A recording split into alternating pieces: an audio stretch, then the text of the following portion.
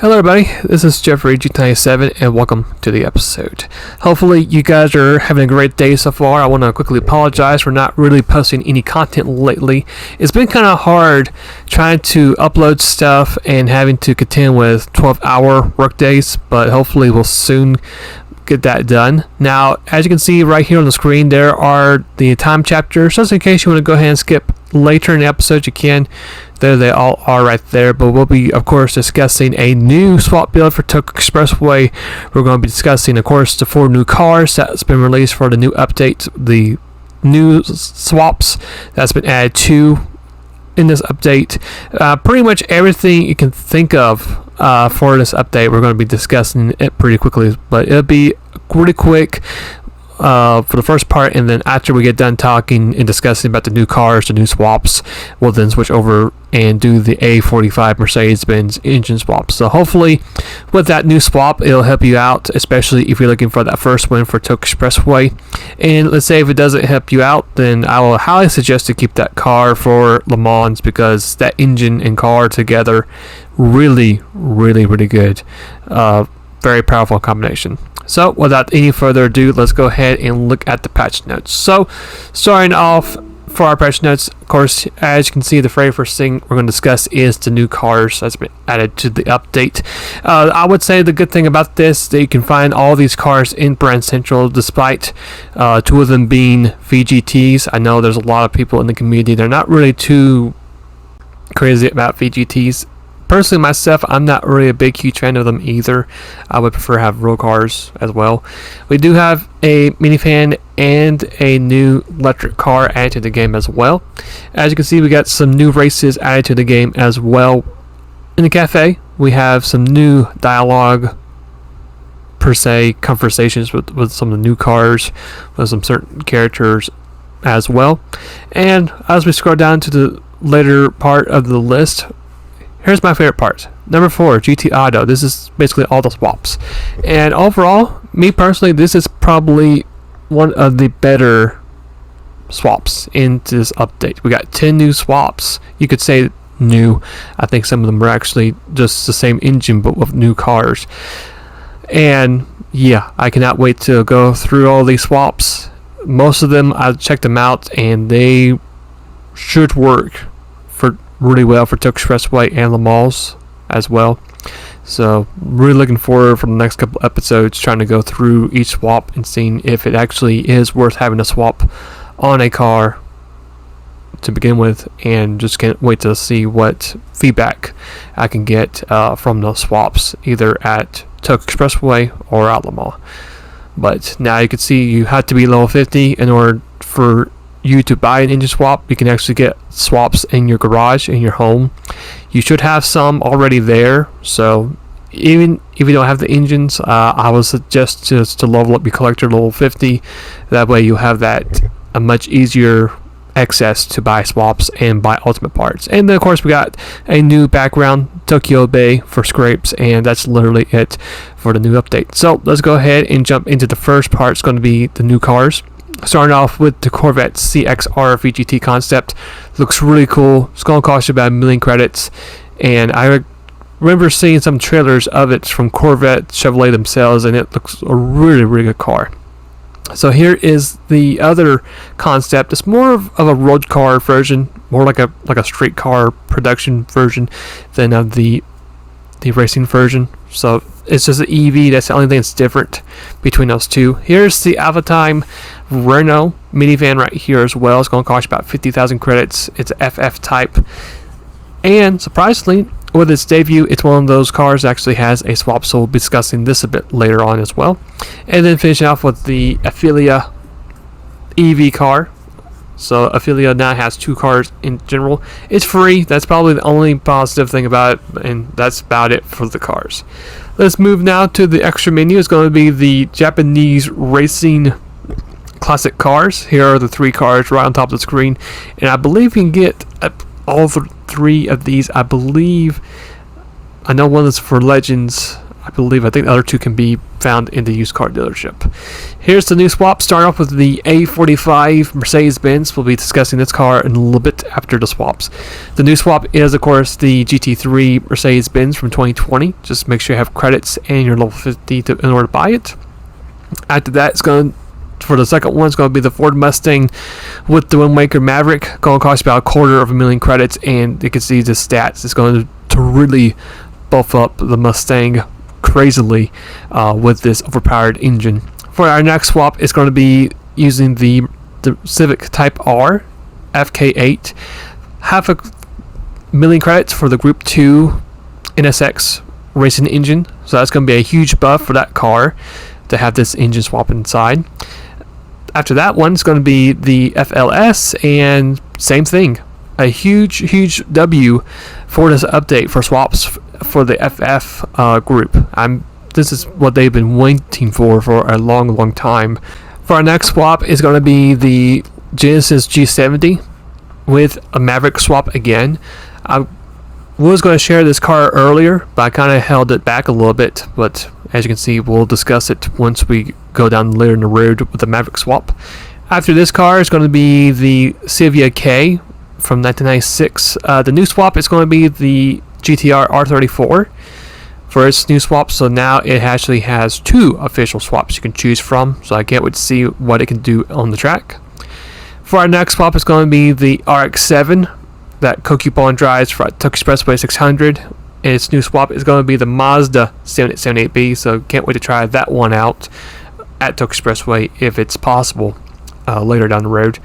For the next car is going to be, of course, the new Renault minivan with the Volkswagen GTI GT3 Group 3 engine swap. So I can't wait to try that out. Like I said before, a big win for the front wheel drive cars for these swaps. After that car, it's going to be the BRZ STI Sport from 2018 with the Group 3 Porsche 911 engine.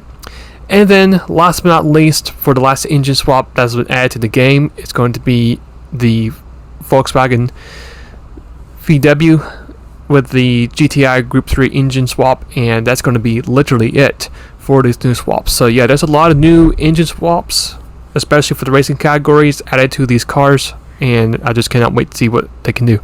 Alright, now to our Tokyo build. First step, the A45 AMG. You're going to find it underneath AMG category in Germany. Here's the car. It's going to cost you about 64,000 credits. Should be the first car you see in the whole menu to get this car. After you grab the car, the first thing we're going to do is go ahead and add the swap. And as you guys saw before, you want to go ahead and grab that Group 3 Mercedes-Benz race car engine. If you get level 50, you can buy it. Here are the parts we'll be using for the sports. We're going to be using weight reduction stage 1 with Sporhard tires. Those are the 2 parts you need from sports category. For club sports, all you need here is power restrictor and ballast. For the semi-racing category, you need the full control computer with the medium RPM turbocharger with fully customized LSD and fully customized manual transmission. Racing, the only 2 parts you do need is the racing fletcher flywheel with the torque filtering sensor, and that's it for your parts. Alright, for the next part, it's going to be delivery. If you want to follow me in the game, there's my profile, Jeffrey GT97YT, and I do have delivery saved to my news feed. And if you're just curious on how to search up delivery through either GT Auto or through Showroom, there's the 3 hashtags you can search up from the car itself. I would recommend just make sure the car is in fact wide already before you do grab it. And I gotta say, this livery looks really cool on this car, so that's why I chose it. And let's say you're not too crazy about the livery, but you'd rather have the parts from the car. That's totally up to you and totally fine. I'll be able to share with you real quick what the parts consist of for the car.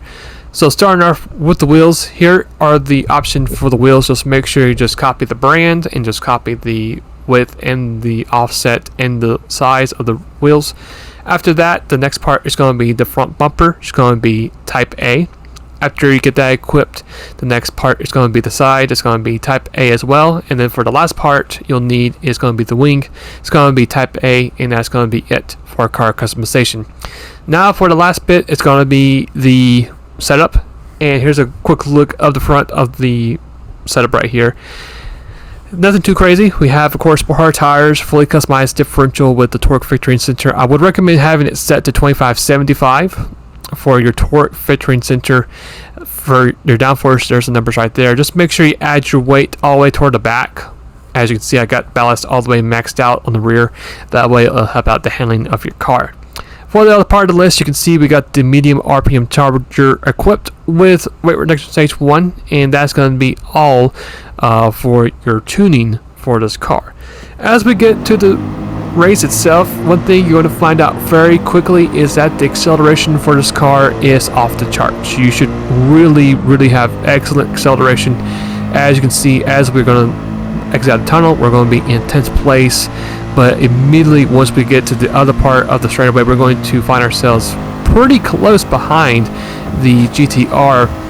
We had to prematurely brake because we have, of course, stock brakes.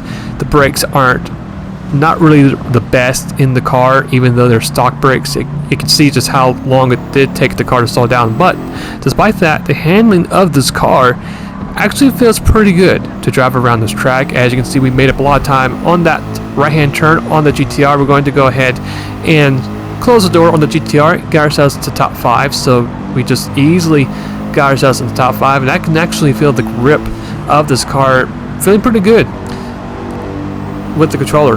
So if you're on the wheel, it might feel decently smooth to drive, but then again, it might be a little bit oversteering. But if you're on controller, you shouldn't really have too much of an issue, hopefully, in this race.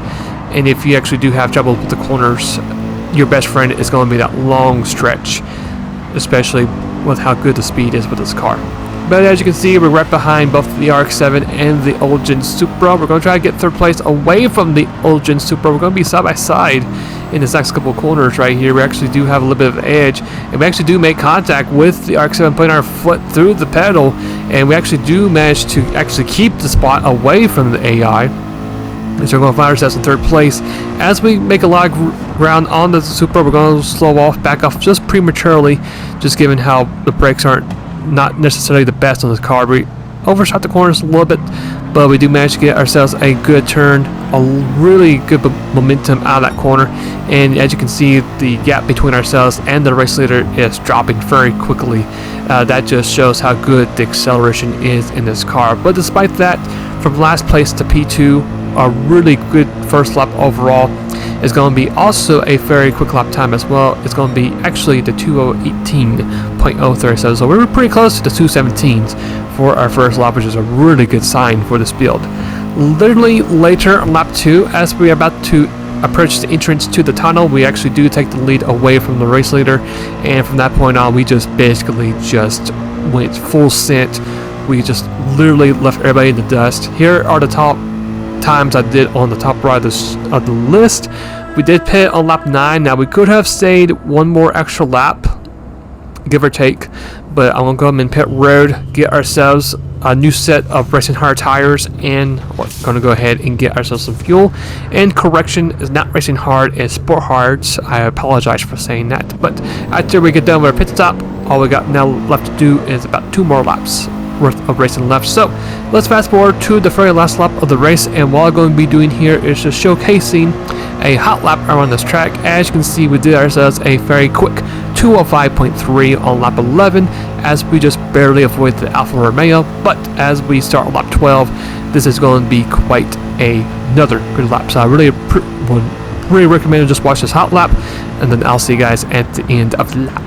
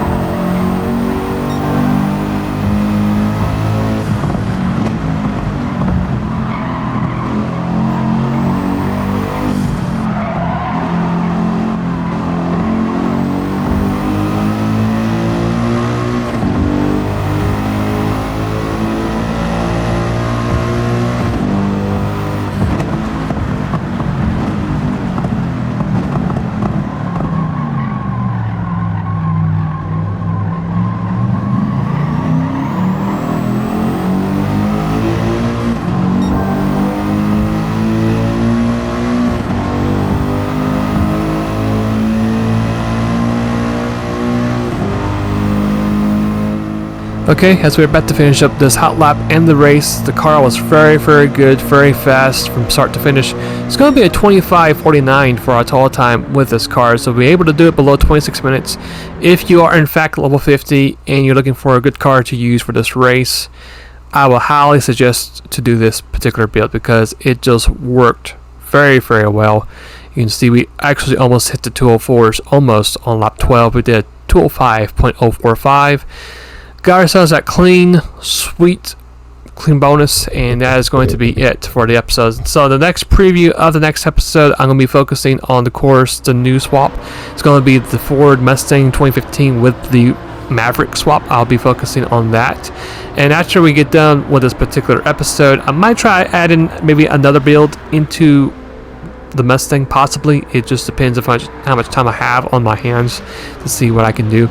I actually had a comment and a suggestion to do a particular build using the legendary Escudo. Matter of fact, that car is in the Legends car dealership. There it is right there. So I would recommend to go ahead and grab that car because that car is basically like the ultimate car to have in all money grind races. And this particular individual commented if I drive as a Tokyo Expressway 600, both the stock engine and of course the swap. I'll of course be showing you the complete 2 builds for that car, so hopefully that'll be a big up too whenever that episode gets released. But hopefully you guys enjoyed today's episode. If you did, why not go ahead and leave a like. If you love what you saw today and like to see some of my content later down the road, you're more welcome to subscribe to the channel as well. If there's a particular build you'd like for me to try out, or if there's a particular swap you may try out like right now, you're more welcome to put in the comments below. And with that being said, hopefully you guys have a great rest of the day or night wherever it might be, and I'll see you guys later, and take care.